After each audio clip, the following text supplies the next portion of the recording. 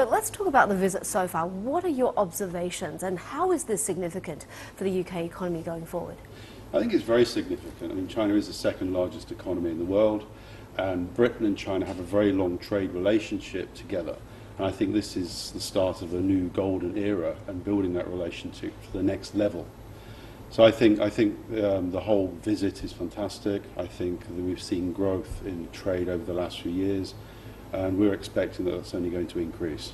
And what have you been reading about in the British press? Well, the British press are a life unto themselves, but generally positive, I think. I mean, I think the pageantry, the deals that are being signed, and also the discussion about long-term stability of relationship, sustainability of relationship, and growth of relationship are good. So I think generally the mood is extremely positive, and I think it's good that the UK can learn more about China as well, because at the end of the day, trade is also about understanding each other. For sure. You've been in China for 15 years, so how do you think this visit is going to change business conditions for UK companies on the ground? On the ground, what I'm hoping to see is, as Britain is opening its own markets, and of course welcoming China in, that China also might relook at its restricted industries and prohibited industries, particularly areas where Britain has strength, such as financial services, insurance, etc., and open those industries more to British businesses to allow them to expand in China and also aid China in the development of those industries. Now, you were a former chair of BritCham. What were the common gripes from UK companies, from your member companies, about doing business here? Well, the gripes change, of course, as you develop and go year on year. I think the number one gripe at the moment is probably internet and internet access and data speed, because as China is a global economy and Britain has always been a global trading country, internet access actually is a hindrance to business. I would say that's the first. I would say outside of that, seeing application of regulations in a transparent and very unified form throughout the country. Consistent. Consistency, correct. And then also transparency of information. So if you want to trade with somebody, you want to find out who they are and be able to do a certain element of due diligence. And I think China's made good inroads in that, but to be able to see a bit more in that area to help companies know who they're going to do business with, and that helps trust and builds trust. And is your business planning to expand in China? What are you seeing in terms of the business trends?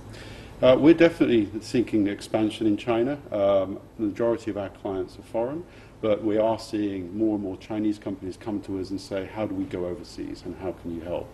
In terms of industries, we're seeing obviously the rebalancing of the economy, and areas such as high-tech, green tech, biotech, and anything to do with the environment increase, and also high-end manufacturing. One Belt, One Road? One Belt, One Road. Britain aims to be integral in helping in that area. It can cover 64 countries and actually links a significant proportion of world trade. Britain has a history of trading, as you know, and so does China. So I hope between them they can work on projects together and help in that initiative. So now that China and UK are entering this golden era, how would that be changed by political changes in the UK? Well, the UK political system is relatively stable, and so we don't, and also we do tend to take a longer-term view, maybe not quite as longer-term view as China, and so we hope that there's going to be stability in the relationship in the future, and I don't see politics getting into the way of business. And what do you say to the skeptics about, who are doubting all the pomp and fanfare and pageantry of this visit? It's a state visit by the head of the second largest economy in the world, and I think it's respectful that Britain can put on this pageantry to welcome a friend. And equally, as British, we would expect a similar thing back as a sign of dual respect. So I think it's very good that it's been provided, and I think it's what people would expect. Great. Thank you so much for your insights. Thank you for your time inviting me. today.